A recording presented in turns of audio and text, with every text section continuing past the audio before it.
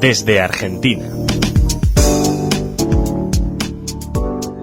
Hola oyentes de Radio Sefarad, volvemos a comunicarnos con Argentina, con la redacción de Nueva Sion y con su director Gustavo Efron. ¿Qué tal, Gustavo? Hola Jorge, ¿cómo estás? ¿Cómo están? Bueno, hoy vas a tratar un tema que bajo la palabra globalización parece que es algo muy general, pero ¿esto tiene algo que ver con el judaísmo o no?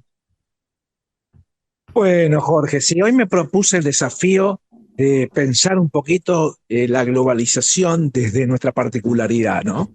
Y es interesante esto porque se supone que la globalización es algo que tiene que ver con algo general, tan general que impacta o afecta al globo, o sea, al mundo entero, ¿no?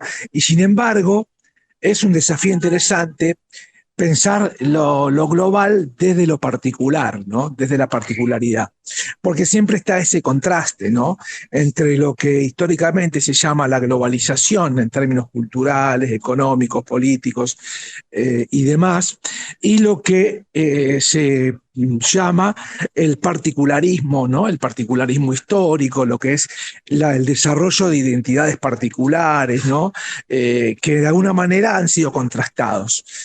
Eh, la globalización, digamos, es un fenómeno, digamos, histórico muy desarrollado que no comienza con lo que nosotros ahora conocemos como globalización, cuando hablamos de la instantaneidad de las imágenes, de los fenómenos, digamos, de interactividad global a través de Internet y redes y demás, de lo que ocurre en un lugar del planeta, se ve impactado en otro y en cualquier lugar del mundo, sino que empieza, digamos, desde larga data. Diría que la globalización empieza ya con el advenimiento de los barcos, ¿no? En el siglo XIII, y a partir de la conquista de los medios de transporte, ¿no? El avión, el barco, luego el avión, el auto y demás, se van venciendo las distancias, ¿no? Es decir, que la gente empieza a acercarse a un otro mundo a partir del acercamiento de las distancias por los medios de transporte y luego los medios de comunicación, ¿no?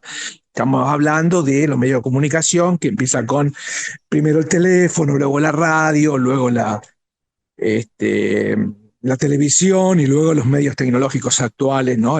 Internet y las redes. Y en esto, bueno, tenemos que pensar, o a mí me interesa pensar, ¿no? ¿Cómo atraviesa los judíos en este proceso, ¿no? Donde en principio se supone que la globalización lo que permite es que determinadas culturas empiecen a conocer lo que pasa en otro lado. Antes, cuando no había estos medios, cada cultura vivía de alguna manera concentrada en la lógica de lo propio, ¿no? Sin poder conocer demasiado de lo otro.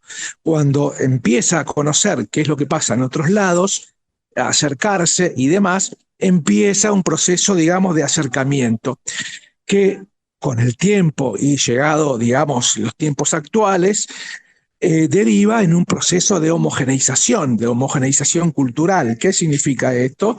De que de alguna manera todas las culturas y todas están de alguna manera influyendo digamos, impactando o reconociéndose mutuamente, ¿no? Esta mirada, digamos, sobre la globalización, de alguna manera tiene cierta carga de ingenuidad porque nunca es igualitaria la influencia de unas culturas sobre otras. Está claro que hay culturas dominantes que, digamos, de los países hegemónicos que han influido mucho más en las culturas de otros países. Pero, sin embargo, digamos, siempre hay fenómenos de resistencia, de rearticulación y demás, por lo cual la globalización no es un fenómeno homogéneo. ¿Y qué pasa con los judíos dentro de esto, no? Porque, digamos, por un lado, los judíos hemos sido fuertes, digamos, grandes vehiculizadores de nuestra historia de los procesos de globalización, al ser un pueblo migrante, ¿no? Que de alguna manera fue atravesando muchos territorios a partir de los exilios y demás, y se fue dispersando por el mundo, de modo que en algún punto ha sido un fenómeno de cultura o pueblo globalizado, no globalizado porque de pronto está disperso, es uno de los, de alguna manera, de los pueblos pioneros, entre comillas, en la dispersión por el mundo, ¿no? Algo que luego, bueno, en esta actualidad lo conocemos a través de todas las migraciones por motivos económicos que ha habido en los últimos siglos. Pero el pueblo judío ha tenido ese fenómeno de migración global en todo el mundo. Y lo interesante ahí es de qué manera, de qué manera se conserva la particularidad, es decir, cómo lo judío, digamos, se va conservando o se va preservando en su identidad, en su particularidad, ¿no? Aún a pesar de estar en territorios tan diferentes, tan disímiles, como puede ser muchos lugares de Occidente, como puede ser China, incluso, como puede ser lugares de África, ¿no? Como puede ser tantos lugares tan diferentes en los cuales hay algo que se preserva de la entidad particular y permanece, digamos, a su vez conviviendo con el fenómeno de la globalización, ¿no?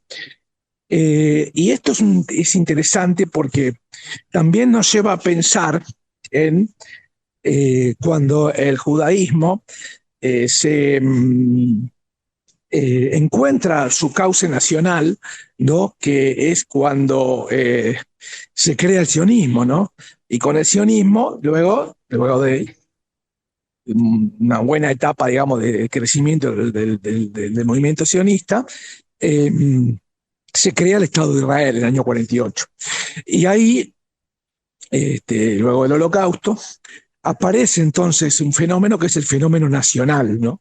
Que es el judaísmo no solamente como lugar de migraciones y de diásporas y de estar en muchos lados al mismo tiempo conservando una particularidad, sino que ahí aparece, digamos, lo judío en su expresión nacional concentrado en un territorio con una identidad que va, digamos, confluyendo desde múltiples culturas hacia un proceso de alguna manera, fusión en un cauce nacional y de hibridación cultural, a su vez, porque ese fenómeno, digamos, empieza a tener procesos híbridos, quiere decir que cualquiera que vive o estuvo en Israel sabe los fuertes procesos de hibridación cultural, es decir, que se ve la multiculturalidad que hay en Israel, no solamente por los judíos, digamos, no solamente por la convivencia de judíos con otras culturas, sino dentro de los mismos judíos, digamos, dentro del mismo población judía de Israel, la multiculturalidad que existe por las diferentes costumbres, ¿no? Y entonces es un fenómeno muy interesante ver, ¿no? Ver cómo se atraviesan esos procesos, ¿no? De identidad cultural particular con el fenómeno de lo global, ¿no? Con el fenómeno de la migración, ¿no? Y acá tenemos más preguntas que respuestas, ¿no? Porque ahí nos preguntamos, bueno, ¿qué se conserva de la particularidad? ¿Cuánto de la particularidad está tramado o de alguna manera matizado o reordenado, reorganizado, pintado nuevamente por lo global, digamos? Y a su vez, ¿podemos pensarnos como una cultura global que nos atraviesa sin pensar en los particularismos de nuestra propia cultura judía, por un lado, y a su vez de los particularismos que existen en cada una de las poblaciones judías que hay en los distintos lugares sobre la superficie terrestre? En definitiva, son muchas las preguntas que tenemos para hacernos, porque en definitiva somos un pueblo global, esencialmente global, ¿no? Desde, digamos, mucho antes que exista la globalización como fenómeno emergente, y a su vez mucho más que exista de cuando la globalización empezó a ser pensada y analizada por las diferentes ciencias sociales y en general en la esfera pública, el periodismo y demás. Es decir, somos un pueblo global que atravesó distintos territorios, distintas culturas, pero que aún en esa globalidad pudo mantener sus particularidades, ¿no? Y ahí es interesante pensar entonces esos procesos de hibridación cultural, esos procesos de multiculturalidad aún adentro del judaísmo, y también, ¿por qué no pensarlos en relación con otros pueblos? ¿No? Porque también pensarlo en relación a, bueno, los judíos de los países árabes cuando migran a otros lados, por ejemplo Argentina o tantos otros lugares, o Israel. Ah, pero esa comida es comida árabe. Dicen, algunos dicen, ¿eso qué tiene de comida judía? Bueno, es comida de los judíos de los países árabes, que en definitiva está muy arraigado, digamos, en definitiva, como esta identidad híbrida, justamente, ¿no? Estos procesos donde nada termina de ser totalmente auténtico, nada termina de ser totalmente esencial y único, sino que se va de alguna manera mixturando, digamos, y reconvirtiendo nuevos procesos. Y ahí está justamente ese fenómeno de la globalización y cómo esa globalización convive y se va reformulando con los procesos, digamos, de particularismo, digamos, de preservar la identidad particular y cómo lo judío en eso va de alguna manera e increíblemente también, ¿no? A lo largo de tantos años de una historia milenaria, ¿no? Logrando esa de alguna manera síntesis entre lo global y lo particular. Así que hoy me propuse pensar un poco esto y compartirles estas reflexiones, o más bien también estas preguntas. Pues unas preguntas que nosotros también nos hacemos y seguiremos haciéndonos porque para eso también nuestra particularidad es seguir preguntándonos siempre. Muchas gracias por habernos atendido, Gustavo, y hasta la próxima entrega de Desde Argentina con Gustavo Efrón desde la redacción de Nueva Sion. Gracias, Jorge, como siempre, y un saludo a toda la audiencia.